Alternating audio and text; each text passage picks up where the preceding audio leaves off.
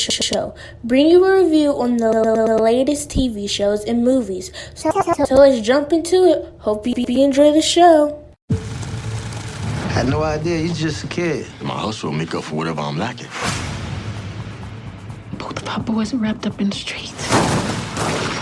Something happened. We got some people looking out after y'all. What did you and Demetrius do that requires us to leave our house? I feel like I'm in prison. When is it gonna be over? I know you wanted the gateways to Detroit. Think you're gonna take over the world? Hell yeah.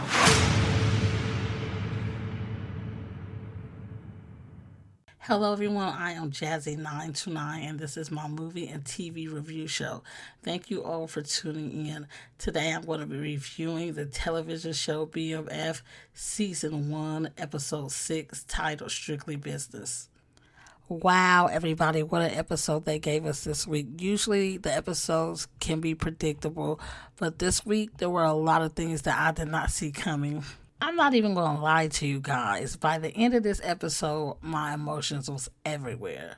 And I'm going to tell you why. First, I would like to talk about Charles's and Meech's relationship. See, I'm a mother that's been blessed to have multiple children, so I understand this situation very well. Some people, I don't think they do. I think as a parent, we are expecting for our children to fall and bump their heads. But there is always that one that thinks that their head is softer than their ass, and nobody can tell them anything. My baby that you hear at the end of every episode, I just described to a T just then. My whole take on this is that Meech's father does love him, but Meech is the one that gives him the most shit, and he's also the one that he doesn't understand well.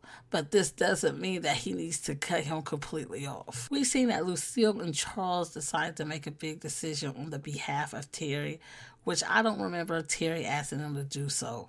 This didn't end well. The lawyer basically told them, I told you in the beginning that this offer had a time limit and it has expired.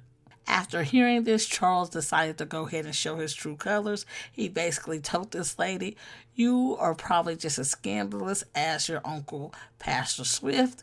By the end of this, the girl was done. She said, look, I cannot work for you anymore. My goddamn secretary will send you the termination papers. Okay, you guys, something that bothers me is what is Charles expected to do? See, he left his little family. He abandoned them. And now he's sitting here arguing about this settlement.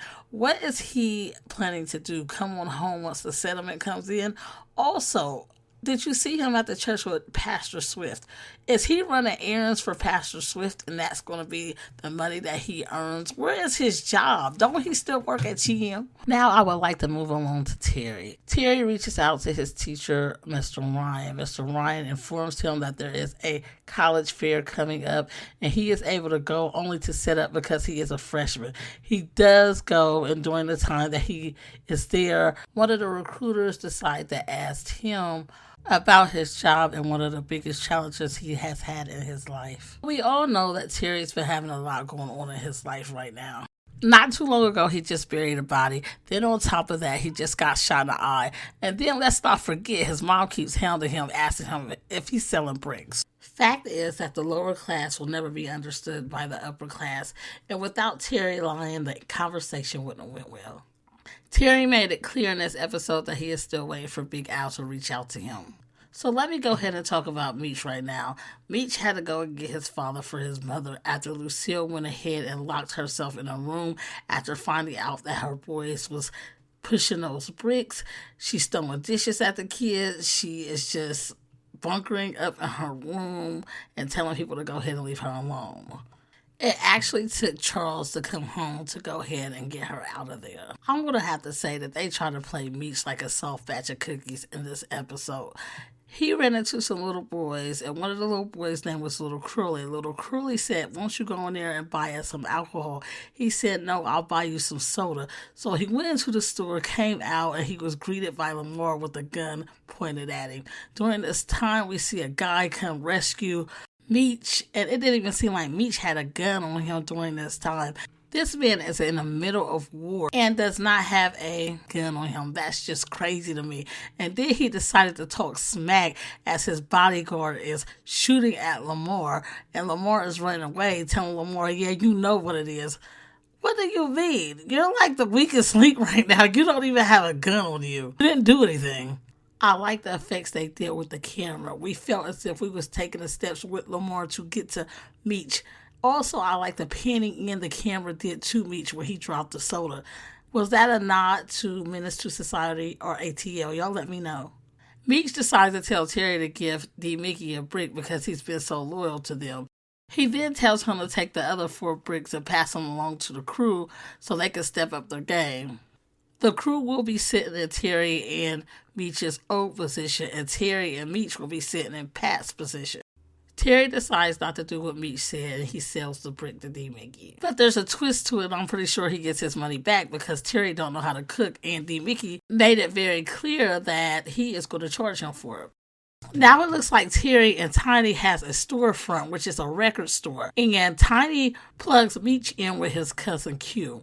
Q hesitates to work with Meech and Terry at first due to the fact that Pat is running around town saying that the 2 snake him and they may not be able to be trusted. Later we see that Meech goes to the gambling house, meets up with Q, and they decide to work together.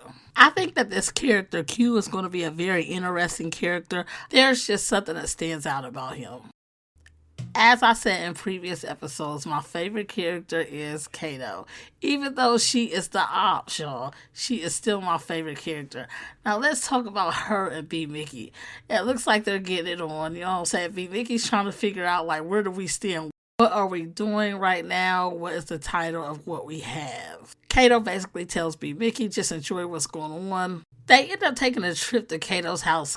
D. Mickey said he never went there, so she invites him over. During that time, he is snooping around, and he finds a letter, and the letter said, you've been basically ducking and dodging me, and I need to see you right now. Later on, B. Mickey decides to confront Kato about this. She basically tells him that she has an ex that is stalking her. He reassures her that she's going to be okay, that he can come, or she can come stay with him, and he will protect her. After hearing Kato say that her ex-boyfriend was stalking her, it makes me believe that Lamar and her could have had something going on. Or maybe I'm reaching. Back in the day that her and Lamar have something going on. Is Lamar her ex, or she's just telling him this as far as B. Mickey to pull a wool over his eyes. We do know that Lamar has some type of respect for her father. Now I want to know what will happen now that Terry and Meech know about B. Mickey and Kato's relationship. What will the outcome be? And you can't stop the rain. You can't stop the rain. When it starts to pour. You can't stop the rain. Now I want to talk about the one and only Lamar. He was everything in this episode. There was nothing in this episode that he did not do. But before I go forward, I would like to talk about the nod they did for Michael K. Williams, also Omar and The Wire. Lamar did have a trench coat on and a gun by his side, resembling the character from The Wire, Omar. But let's not get it wrong. He is nothing compared to Omar. Omar understood that there was code on the street, and he respected it as much as he could. And that's why we all love that character so much. I mean, just think about it. When The Wire came out, we never see somebody like that on TV. Now, I'm not going to lie. Lamar's character is one we are going to remember after this show is done. But let's not get it confused. He is no Omar Little. Lamar was pretty much caught off guard when he went to the crew and asked for some help with the Flannery boys. Tiny basically told him, nah, that's your issue. We ain't going to deal with that. And you're not going to choke me up like you did before. I'll be damned. It was very clear that Lamar feels as if he has nothing to lose now. After his baby mama told him to get away from her house and she didn't want nothing to do with him anymore, it was very clear that he just changed. He just snapped. Lamar would have beat the holy hell out of that girl or even killed her if he got past that door. The only time in this episode that we seen Lamar snap back into reality was when he placed his eyes on Zoe. I told y'all in a previous episode that I was not a fan of Slick, so I wasn't upset to see him get sliced from asshole to appetite on here. And let's be honest, who didn't expect that to happen? You keep playing with an alligator, it's going to bite you. And that's what Lamar is. He's an alligator. Even with Lamar being the monster that he is, I never expected him to kill a We child. all We know see the him in this holidays is episode. around the He corner, kills and Nicole's we friend all love Darius. They just amazing and shared the unique first gifts kiss, for ourselves and Darius our and loved Nicole. ones. And Lamar Jazzy pulls up 929 and Creation he tries Shops to gives take you Nicole, artwork, and painting on Darius anything tries to from go ahead and clothes save and her. acrylic During that to time, home he decor, stabs adding a him. splash of This Jazzy is the something holiday that season. I wasn't All you need expecting. to It was do very is sad head over actually to watching Jazzy this. 929 Creations and hit that shop button. Now it is time for me to share my last thoughts and theories with you guys. There may be spoilers ahead. You know what, guys? I never spoke on the quotes that are on every episode along with the picture that Meech leaves us. So let's go ahead and touch on that. One from the episode was a picture of Meech and Southside T, and it quoted, "My brother and I were so determined, or too determined, and destined to be the best to ever play the cocaine game. Money became an addiction, being able to buy whatever the fuck we wanted." Another one, we see a picture of Big Meech and his sister, and it reads, "The ambition is getting money past the king of the D. I wanted it so when we spread our wings, we could go anywhere. We want it without being seen."